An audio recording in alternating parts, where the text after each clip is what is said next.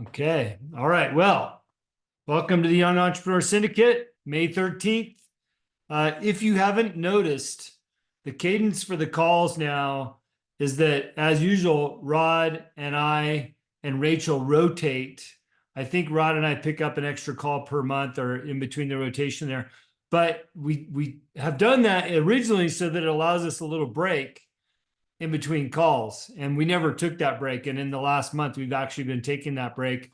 I'm running a campaign statewide. I've been super busy with that, and was feeling guilty if I was running late or if I couldn't be there. So instead of having those feelings of guilt, I just went with our original plan, and that was to take a break in between. I'm thrilled to be here tonight, talking to everybody because I've got, well, something important to say, I think, something that you can learn from. So thanks for your patience in our process of rotating one another. However, with that being said, if you need something, don't hesitate to reach out to any one of us at any time. I know a couple of weeks ago, Heidi expressed that she talks to Rachel plenty, and I know I talk to everybody as often as I can as well. So please take advantage of that. And Anthony's got his face up there, so I talk to Anthony quite a bit as well. So appreciate y'all. Okay, tonight's topic is understand your job. And I got a little story in a minute that involves Riley, so hopefully she's paying attention. If not, she will be now. But understand your job is the title for tonight. And reminder, Rod throws these titles out there months and months in advance, almost a year in advance. So I want to start this by saying, if you don't know, I had a career at In-N-Out Burger when I was young. I started there when I was 16 of legal age, and I worked there for 12 years. When I left that company, I was the top manager in the company for selling the most in their matrix as hamburgers in a year. I was the first guy to sell 1 million hamburgers. And in reflecting on the title of tonight's show, what I realized about In-N-Out, and I knew it at the time, and maybe other people understand this when they look at the company, is that every single person in that organization understands what their job is. Samantha's on the call tonight. She worked there for a number of years. I didn't know her when she worked there. I think we kind of worked at the same time. Not really sure. Anyways, In-N-Out employees understand from day one what their job is. And so if you don't know what that looks like, and I'll give you some insights, you start with the company. Right now, they're paying probably one of the higher paid fast food restaurant groups in the country. They're privately owned. If you didn't know, if this hasn't woken you up yet, is that the average In-N-Out store manager makes $300,000 a year or more. That's on average. And they have over 450 stores at this point. Okay. So these people make good money when they get into management. When you start with In-N-Out, it doesn't matter what your background is, how much experience you have or college you have. When you start with In-N-Out, you start at the bottom. And the person at the bottom, their job is to clean the dining room, pick up the parking lot, the trash, wipe down tables and windows, peel potatoes in the back room. Don't worry, that's not by hand, that's with the machine, but a lot of entry-level type roles. And it doesn't matter where you could have an MBA and have ran, I don't know, the next top fast food restaurant in the company, but you're going to start at the bottom when you get there. You're going to be handed a pamphlet that says this is what your job is to be a level 1 employee. And it's going to talk about how that parking lot should look, how the dining room should look, how you peel the potatoes, how you stack inventory, how you sweep the floors. You're going to know exactly what your role is. And in order to move up to step 2, you're going to get another booklet that you're going to study, and you're going to answer all the questions, and you're going to take a little test that you have the knowledge to move up to step 2. And at that point, somebody's been training you how to get to step 2. And step 2 includes working the register. Now all of a sudden you're interacting with customers, and you move up through the ranks, step 3, step 4, step 5. By the time you get to step 5, they finally let you cook a hamburger. Okay. What you might think is the crappiest job because it's greasy and hot and all those other things, that's actually one of the top jobs on the totem pole because that's their golden egg. And by the time you get to that level, you've been trained, you've been taught, you've passed all the tests, you've watched all the videos, all the things. when you look at In-N-Out Burger as a customer, and I hear this all the time, wow, they're so clean. Wow, the employees are so nice. Wow, the food is so good. It's the best burger, the highest quality, all these things. That's not by accident. It happens because they know exactly what they need to do to achieve success. And that plan has been in place since 1948. And I'll tell you, because when I was there, I used to teach up and coming managers the history of the company. And what we taught was the why we did things. Why do we do it that way? So that when you're an employee, you don't have to question it. You do it because you understand why it's done and why it will always be done that way. And so let me give you an example. I don't think any other fast food restaurants do this. In-N-Out Burger in the late 1940s, after they started, if you can imagine back in the day, and this was in California at the time, they were the first drive-through.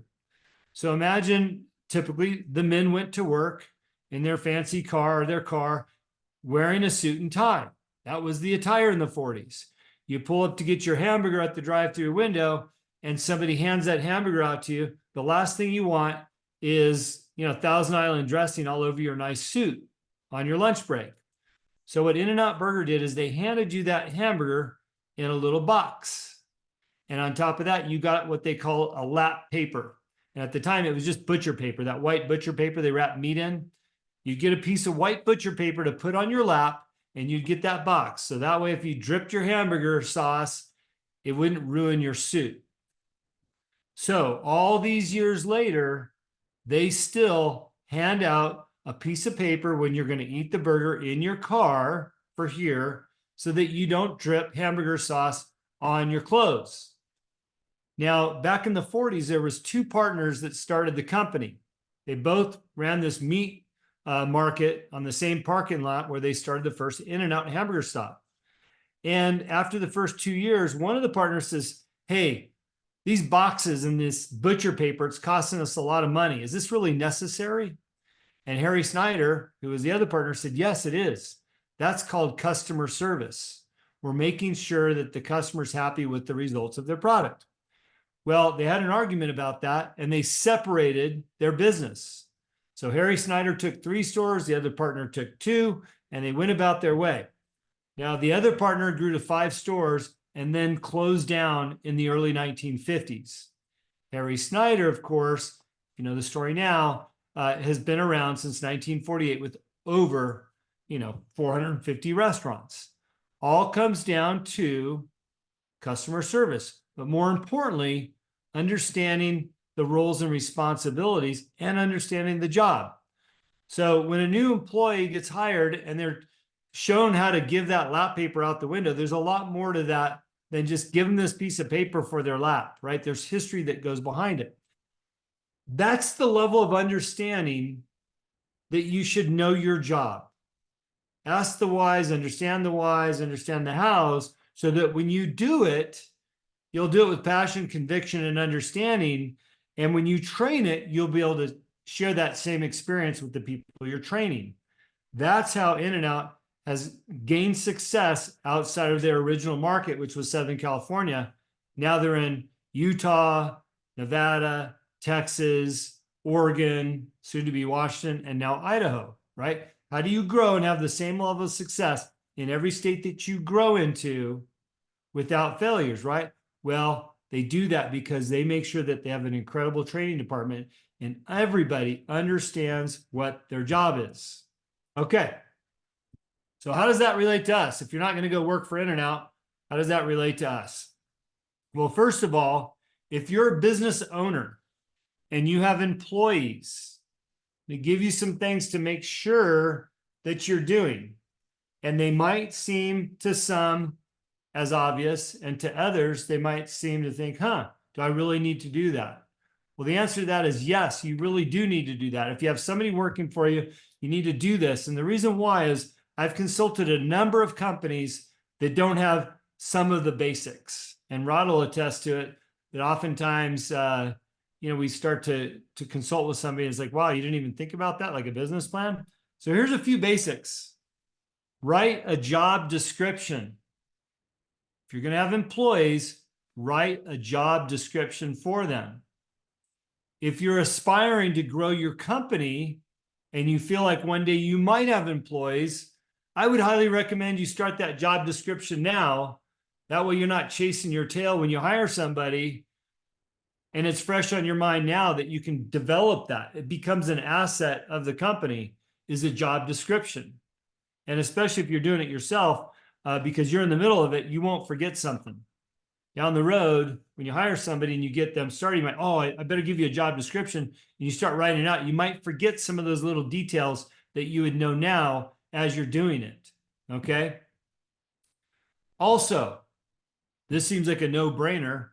Performance reviews. If you have employees, don't forget to give them performance reviews. I got on school board 3 years ago this month, and the last superintendent, come to find out, she was there 12 years, had never given the teachers any performance reviews. How do you think they felt about their job? How do you think growth was? How do you think turnover was? How do you think morale was? All those things. None of them knew how they were doing for 12 years. Now, the assumption was they were happy because they're represented by the union, but really the union's there to protect them. They're not there to give them performance reviews and lift them up and tell them where they're falling short or where they're doing well. Don't forget to do performance reviews. And I would highly recommend that you do 2 a year. One at the beginning of your fiscal, one in the middle, and then wrap it all back up again, okay? Number 3, follow up on conversations that you had, okay? And if you have to schedule those follow-ups, then do it. That way, maybe you turn a casual conversation into something a little bit more formal that helps somebody understand their job better, okay? Follow up conversations and try to schedule that. Bring some formality to that. Because at the end of the day, if you're educating somebody on how to do their job better, it's always best to have it in writing as well as that verbal communication. Number 4, another seems like one of those easy one is training. Make sure that you're training your people. Budget for training. Make it a part of the hiring process. Don't hire somebody, spend an hour with them, and be like, well, I'm the owner, I'm too busy, I got to go do this, and expect them to do it on their own. Make sure you allocate time, energy, and budget towards training. And if you're the owner and you don't have the time to train somebody that's going to work for you, then you don't deserve to have an employee. Okay? You have to train them on what you're doing. Because what's going to happen if you don't, they're going to fail. And when they fail, you have to replace them if you really did need them. And you wasted money by bringing somebody in, not training them, losing all that time and energy, and then hiring somebody else. And then what's going to happen? You're going to train that one? No, you're probably just following your same habits and not train the next person. Then you're down the road, you're going to go, how come I can't succeed with my employees? Training, budget, time, and money for training. Okay, number 5. Know how to do the tasks that you're asking other people to do, especially if you're an entrepreneur. Okay? Don't expect them to know something that you don't know how to do in your company. Take the time to learn it. Going back to that In-N-Out story, by the time you're on the grill cooking a hamburger, you know how to do everything in that restaurant leading up to that. You know how to make fries, you know how to take orders, you know how to clean the parking lot and the restaurant, you know how to peel potatoes, etc. Right? That's why they do that by design. By the time you make manager at In-N-Out Burger, you've done every task there. So not only could you show somebody how to do it, you could step in when they need your help, or you can fill in when they can't be there. Know how to do the tasks that you're asking others to do. Now, the exception to that is if you need to hire a specialist to come into your company and do something for you. But in that case, I would highly recommend that you shadow that specialist so that you can learn what they're doing, and then you'll have that resource as well. Again, that goes back to, hey, allocate the time and the money to train alongside of the specialist. specialists are typically only there for a short period of time, right? So when it's time to let them go, you better know what they came in and did. Otherwise, you lose twice. And then the last thing, and by the way, there's probably 100 things, but we don't want this call to go for 2 hours or all week. The last thing on that area is succession planning. If you've got an employee working for you and you know you're going to expand, make sure that you're training downline so that you've got some succession there. And as that employee, and Anthony, by the way, you're on the screen, we talked about this a little bit, train somebody to do what you're doing as you step away from your business, your succession planning, right? And you're planning your way out of that business in a way that the business will be successful when you're not there. Okay. Make sure succession planning is part of the process if you're a business owner and understanding your job. Okay. Now I'm going to step into another role here of understanding your job, and that's the role as a contractor or a consultant. Okay. And making sure you know exactly what the expectation is in writing when you're a contractor or a consultant, right? So this falls in what I do every day. I have clients that have expectations of me, right? But I can't assume either one of us knows what those expectations are unless they're written down. Okay, so don't leave the guessing to either party. Number one, email back your task list. So let's say I meet with a potential client and they say, hey, we'd like you to do X, Y, and Z. Sounds good to me. When you get back, email them and say, hey, this is what I heard you say, or here's what we agreed upon over lunch today. Because a lot of times these initial meetings happen over something a little bit more casual, kind of a get to know you, right? So write them back in an email. Say, hey, here's what I heard you say. This is what you're looking for, right? Yes, it is. That's exactly what I'm looking for. Thank you. It's good to meet you. Perfect. Let me, number two, draft a written contract. Okay. Now, if contract is too stiff of a word for you to use with the potential client, you can always call it terms of agreement. Hey, let me write back what our terms of agreement is based on our lunch today and the understanding of my last email. That gives you the opportunity to wrap that whole conversation into something formal that you could even sign and date and say, hey, here's the terms of the contract, our terms of agreement in which you're going to pay me for, and I'm going to do the following. By the way, I took the time to sign it and date it just so you know we're on the same page. And you can ask the same of them, right? That way, you understand exactly what your job is under these roles and responsibilities. Quick sidebar, because I told you I'd do it with Riley. Riley's doing some work for me with the client, and I'm not going to throw you under the bus too bad, but this client has an assistant, let's call it, and Riley says, what is that man's job? He basically drives her nuts, right? And so I'd explained to her what his job was and why he was the perfect man for the job, right? But it must not have been clear enough, for publicly to understand why this person was selected for the job and what he brings to the table. Because one of the closest people in this client work with me was questioning like, hey, what's the deal with this guy, right? So we had some fun with that, and we're on the same page now. But I realized, hey, maybe I didn't do a good enough job portraying the roles and responsibilities. So, all right, so email back and then do a written contract or terms of agreement. Don't forget in that terms of agreement or contract, a start and end date. It's amazing to me how many people will forget about that. And you get into month 2 and you're already 5 days in, 7 days in, you've sent off the invoice, nobody's paying. The client goes, oh, I thought we were just doing that for the first 30 days. I didn't realize this was 2 months or more, right? I didn't know there was an end date. So make sure that you include a start and end date.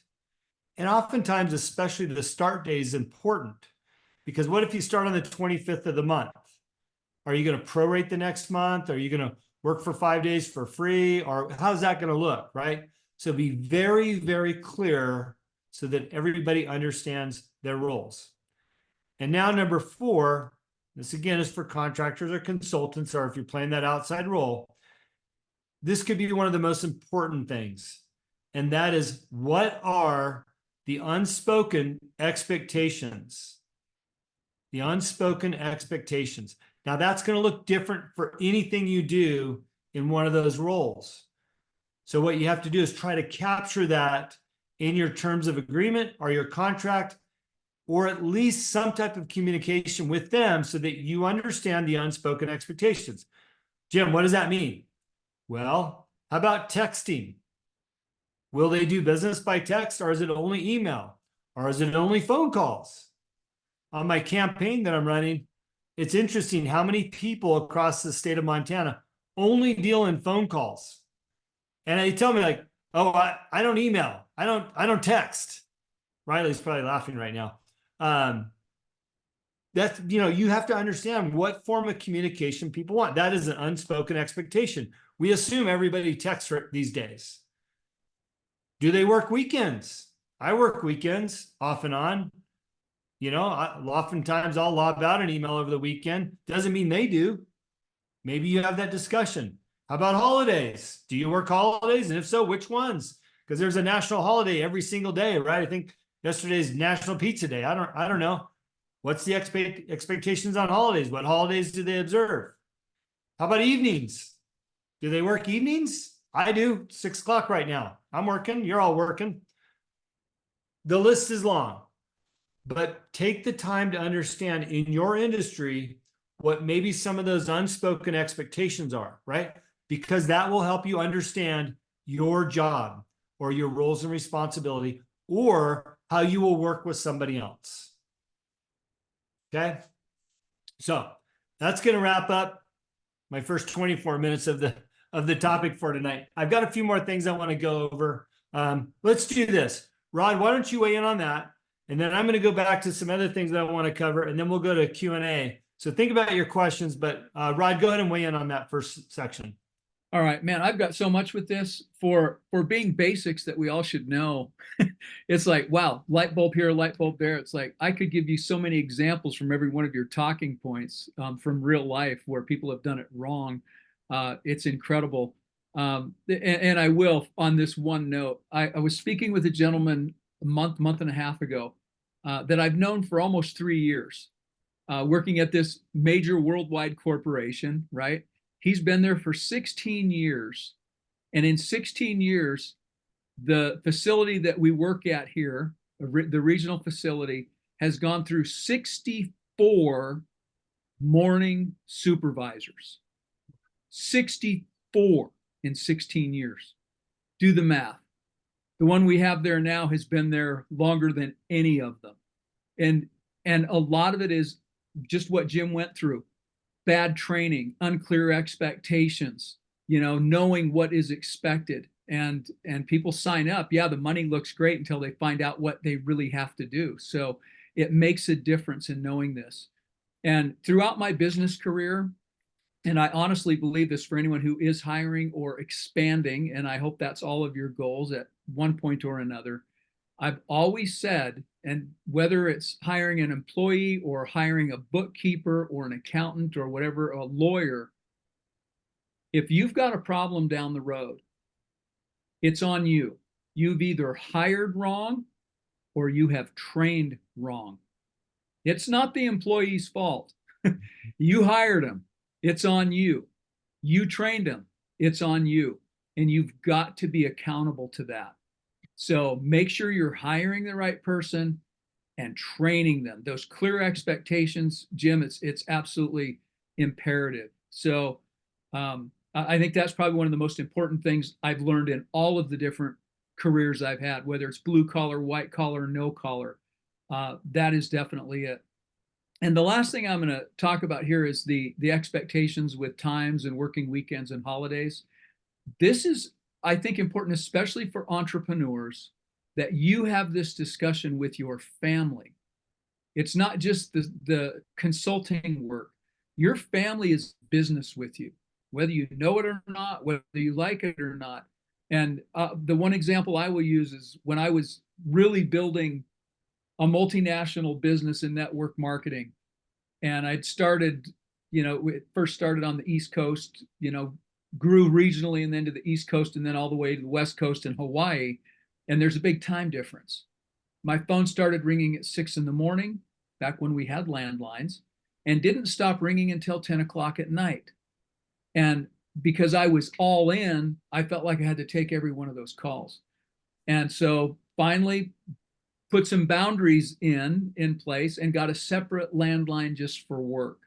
Well, back then it didn't take long for people to figure out, you make a couple of phone calls, you could get Rod's home private number. And so it started all over again. And you have to have that boundary expectation set up with your family. Are you going to work? Will you make exceptions to those rules? When and why? And we all know there are times when it's crunch time with a business. You have to put in extra. It's your peak season, whatever that is. If you're building, and maybe that's it during the building phase, you're going to go all in for 60 days and your family's not going to see a lot of you, or you're just going to make some sacrifices. Make sure that your family knows where you stand and make sure you're on the same page with that. Family first. So it kind of goes back to what we were talking about last week, but it's good for business relationships, good for family relationships. So I've got more to say, but I'll leave it at that. Jim, take over. Yeah, good advice. By the way, I put in the message there, if you don't get the messages and you're listening to this later, that according to a study, the average turnover cost per employee is the equivalent of 6 to 9 months of the employee's salary. It could cost up to 2 times the employee's annual salary. And that's a quote that's held good, well, at least since the late 80s, early 90s, when I was in business management at In-N-Out, my reference point tonight. So just keep that in mind when you hire somebody. The cost is way more than what you think it is with all the back end. So to Rod's point, it's never the employee's fault. It's whether you train them or you hired the wrong person, which means you've got to do your due diligence when you hire people, know what that job description looks like, and make sure you vet people so that they're a good fit. I hope every single person in here eventually hires somebody for their businesses, because that means you're growing and you're moving in the right direction. And by the way, it's not just an employee that you might hire. You may hire a partner in a sense. Maybe you have your own business. The 2 people on screen, Heidi and Anthony, you both have your own businesses. You might bring a partner in. Well, you better interview that partner, know what their job description is as a partner, and do your job vetting them. That could cost your entire business. Wayne's not on screen, but a couple of years ago, I know Wayne was trying to turn over some of his pool business over to a good employee. And if I remember correctly, the employee blew it and lost a whole bunch of his clients that Wayne had built up. And then they wind up calling Wayne going, "Hey, what's up with this guy?" And I think Wayne went back and picked those clients back up. Much as he was trying to get out of that business, he jumped back in because the person he trusted didn't do the job. Right. So anyways, I think it's a great topic. Understand your job. Okay. I was listening to a little video and it had 6 bullet points about life. And I tagged it a few weeks ago. And I just think they're such great bullet points. I thought I'd talk about them tonight, and you can relate them to your own lives however you want. Maybe I'll expand it on a little bit. And if you have a question on what that means or how it might relate, I'd be happy to answer it. So bullet point number 1, life is 100% better when nobody knows anything about you. Life is 100% better when nobody knows anything about you. And I think what that means is, at least to me, when you're more focused on your business and doing a great job and being more interested in people than interesting, trying to show who you are, basically that's what it's saying. Life's better when you don't have to brag about yourself. You're more interested in other people. And I tend to agree that when the more time I've spent as a dad and as a family man, I've received more happiness from that than I did 30 years ago as a business leader, making all kinds of money, doing all those things. Right. So anyways, life is better when nobody knows anything about you. Number 2, don't take advice from people who are not where you want to be in life. I know we've all heard this, but just a reminder that doesn't necessarily mean financially. Okay. Anthony gave us an example. He was at this seminar down in Utah, and yeah, there's some great people there, but he's also overheard somebody talking after the deal, after the guy was on stage bragging about all the things that he did, after the deal, you overheard him talking about how much debt he had. Why would I want to listen to that person if they're not where I want to be? And maybe it's not debt or financial, maybe it's just personal satisfaction in your home life, or where you're at. Maybe that's health. I don't think you want to take health advice from somebody that's overweight and can't get off the couch. You might want to work with somebody like Heidi. She's healthy, she knows what she's doing. All right, number 3, everyone will show you who they are, just give them enough time. And I love this one because it encourages me to be exactly who I am right up front. I don't want people to have to go through a period of time to understand who I am and what I stand for. And I would hope that everyone would desire to be that type of person as well. But I've also been in those situations. And most often, speaking of understanding your job and business partners, most often your business partners, if you didn't vet them correctly or make sure there was a good fit, you'll learn this lesson that eventually they show you who they are. And hopefully they're exactly what you thought they were. And I will say that after working with Rod and Rachel for all these years, they're exactly who I thought they were. And I think vice versa. I've had other partners that they weren't even remotely close. And obviously they're no longer partners. And that's, it's like going through a divorce with your partnership. So everyone will show you who they are. Just give them enough time. So, all right. Number 4, I love this one. You need to be smart enough to create your own opportunities. Don't wait for them to come to you. Okay. We're here for a reason. I believe that everybody's that's on this call or in this community is because you're smart enough to go after those things. You're building a network here and you have some opportunities in networking and going after things, but be smart enough to know you don't wait for them to come to you. You have to go after them. All right. Number 5, the secret to happiness is freedom. The secret to freedom is courage. In life, you must take action to experience freedom. I also love that one because it's exactly what Samantha and I did just about 5 years ago, is that we wanted the freedom to raise our kids, do what we want with them, live where we live, and do all the things that we do currently. But that took a lot of courage.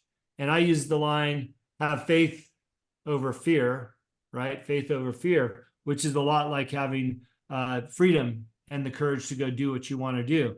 But I will tell you that if you want to experience that freedom, it's worth it. It's worth having the courage to go after it. So don't limit yourself in what you want to do.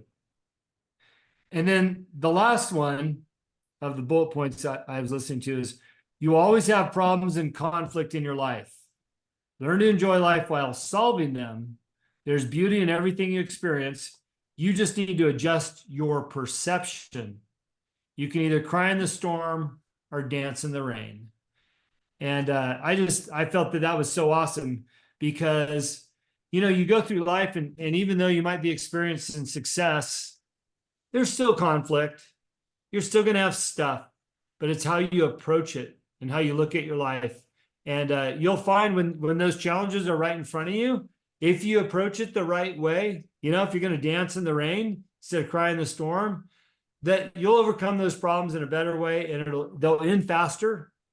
And you'll look back and go, well, you know what? That really wasn't that big of a deal. It really wasn't. And I love that last part about you'll either cry in the storm or dance in the rain. So I'll read it one more time.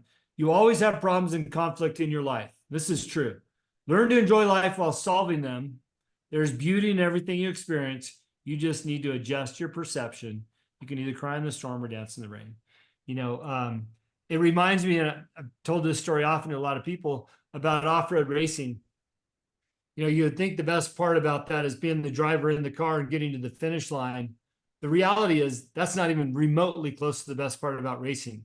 The best part is the journey with the team, the campfires leading up to the trip, the campfires during the trip, the celebration, or, what will we do better next time conversations after the race, all the challenges that you face during it. It's the journey, not the finish. And that's exactly how business and life is. And that's why I like that so much. And then a quote that I picked up just before I got on the call was, climb mountains, not so people can see you, but so that you can see the world. Right. So I love that as well. All right. Enough of that stuff. Questions, challenges. What are you going through in your businesses? What do you need help with? Rod and I are here for you. Rod's got his hand up, so I'm going to let him go while you think about what your questions are. Rod, go for it. Yes. I'm following up on a couple of things here. First, a couple of times back, Heidi, we were talking about billing codes, and I did reach out. I wanted to follow up in front of everyone so I'm accountable. And there is not a separate code for just that one test. They don't have a code for that. So it's part of their overall billing. So it's some sort of universal code for all their intake, what they do. But to me, that looks like opportunity. You need to find a way to do an intake form where it's part of, that whole process. So wanted to let you know I did reach out. It took almost a week to hear back from them, but I did. And Anthony, back to you. I would like, just especially with you've got a BA. What I want you to do is give yourself a crash course on a master's program, okay? Independent study master's program where you write a business plan for franchising what it is you do. A hypothetical business plan, okay? This is how FedEx started, right? This was a PhD project that the guy, I think, got a D on, and it turned into FedEx that we know today. It was a PhD thesis that got a C- or a D. All right. So challenge yourself. What would your business look like if you cloned yourself? Okay. If you cloned yourself. And what made me think of that was when I was a kid, I loved motorcycles. I grew up on motorcycles. I was always on motorcycles. And I thought, man, how can I capitalize on this? I was going to go to small engine school, right? They had one in Florida. They advertised them in the back of, Outdoor Life magazine and stuff, and I thought that's what I could do. I could be a small engine mechanic. So that was on my radar when I was, literally in junior high and high school, and never did it. You're doing it. But what could you do to take that next level? Because I think knowing even my environment here, and we're in two totally different geographic, neighborhoods, it could work. There's something there if you've got the passion for it. Do it in your spare time, just as an exercise. I'm throwing it out as a challenge. And Taylor and Riley, you guys are so good about, I know Riley, you're on another career shift here. I think it's awesome. I want to, just take my hat off to you guys, holding your families together and doing everything at the same time. And Wayne, I know last time we talked, you were talking about the tree limb removal thing. And again, I think if you sat down and put that as part of a business plan, what would it look like? And also, what would franchising look like? If you were to duplicate yourself, how would you do it? We're talking about employees adding on and that sort of thing. I want to challenge all of you to think next level. Even if you don't do it, do the exercise of putting it on paper and thinking what that could look like. I've got behind me over here at least 3 business plans I've never done.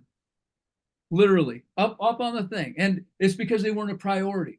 They're still ideas and they haven't made it to the trash can, but they're up there. Challenge yourself to do that. Okay. That's all I'm going to say on that. You guys are awesome. There's so much potential in this group. It fires me up every Monday night.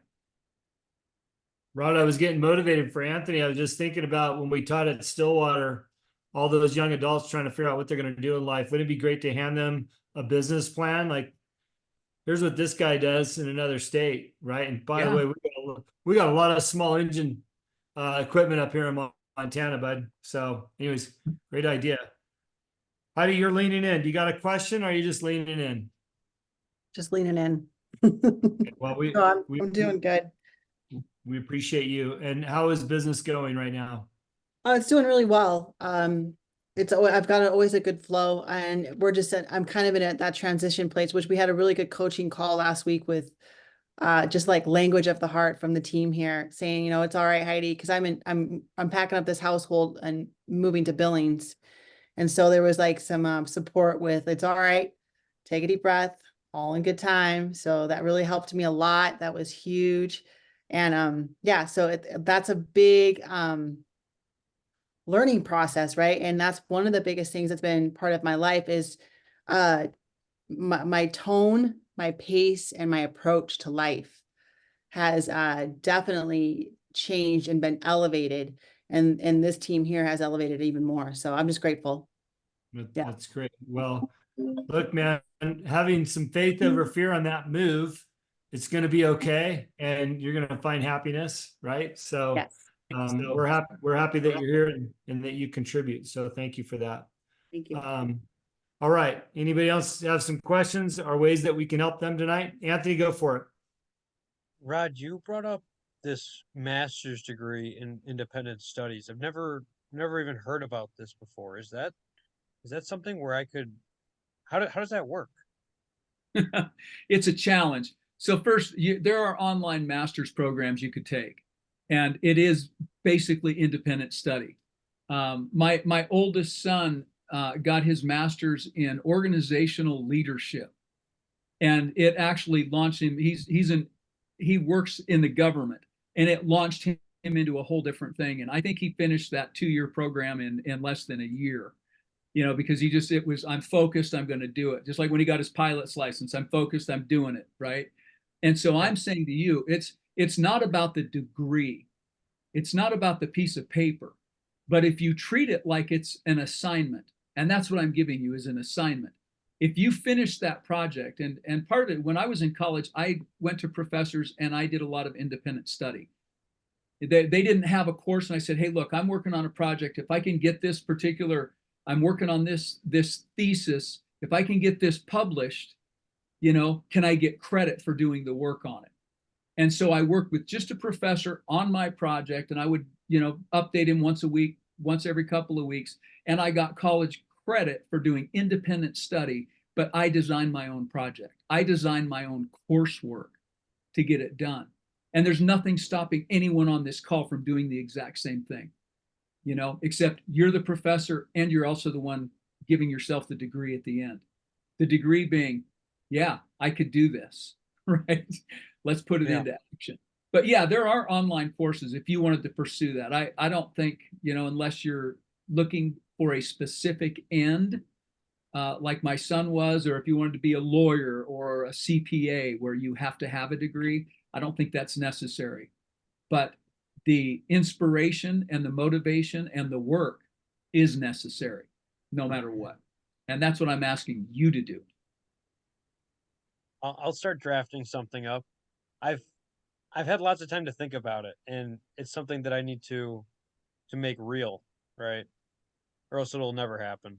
Well, that's why it's an assignment. Jim and I graded high school students. We made them do this, along with all their other coursework. And I bet not one of them, well, maybe one or two, might probably go back to what we're looking at. But I think for sure. Corbin came and interviewed me and asked me, where do I go? Right. So we had one of those students do that. But I love about what Rod's saying from a learning experience for everybody here. Maybe especially you, Anthony, and Wayne. You both have service related businesses that you've been doing long enough where you have a client base. You've got some branding to go with that client base as well. The opportunity to expand that when you want to move on, if you took the time to develop out what a franchise might look like of that, this is how franchise start, right? Branding, marketing, customer base, the way that you do things, the tools that you use, the supplies that you bring to the table, all those things grouped into one business plan or one franchise agreement creates opportunity for you to sell the opportunity to somebody else and show them how to do it somewhere else, right? You've already proven the theory. Now it's your opportunity to sell that to somebody else, whether that's your own route or maybe the opportunity for somebody to take your brand and do what you do somewhere else. And that's how you expand those businesses. So Rod, that's great homework. I know Wayne has expressed, well, so have you, Anthony, that you guys would love to move on to the next step in your careers. Well, this is how you do that without walking away from what you built. You both have, genuinely built a business of clients that are sustaining your lifestyle beyond probably what you originally anticipated when you got going. I almost guarantee that for Wayne, because I've seen his business grow and I've seen him try to get out a whole bunch of times, but it's hard when he's successful. So anyways, I think it's great discussion. All right. Before we wrap it up, any last thoughts? We don't have to drag it out. I'm glad we're here for people.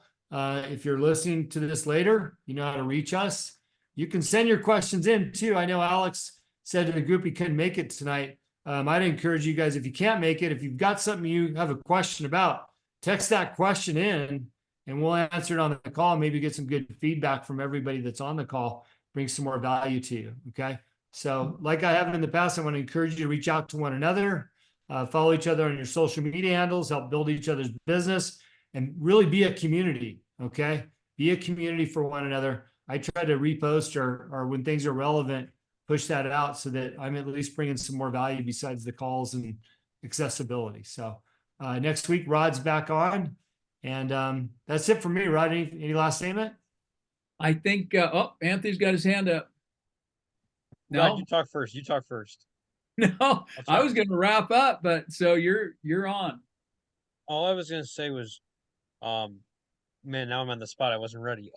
Jim, like, do you enjoy going to the public speaking gigs, like at these different events? Like, do you enjoy that stuff, or would you rather, be at home with your family, kind of lying low?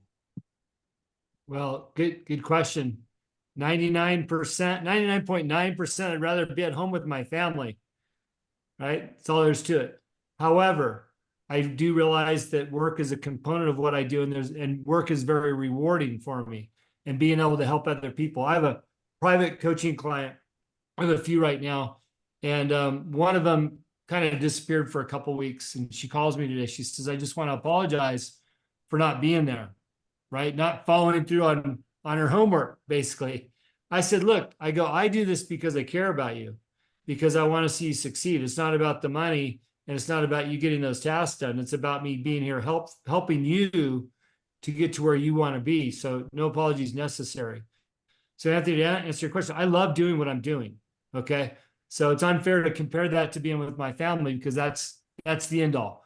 But I do enjoy going to events and speaking, because if I can bring, something to at least one person. Hell, I met you in New Jersey because I went there to speak the morning before the big event, or the morning of the big event, right? If I didn't go do that, I wouldn't have gotten to know you, and it's been a pure pleasure. Okay. Thank you. So for me, it's worth it. I did in the past enjoy going and hearing a lot of speakers when we didn't have the internet like we have now. When I was young, you had to attend something, or see a movie.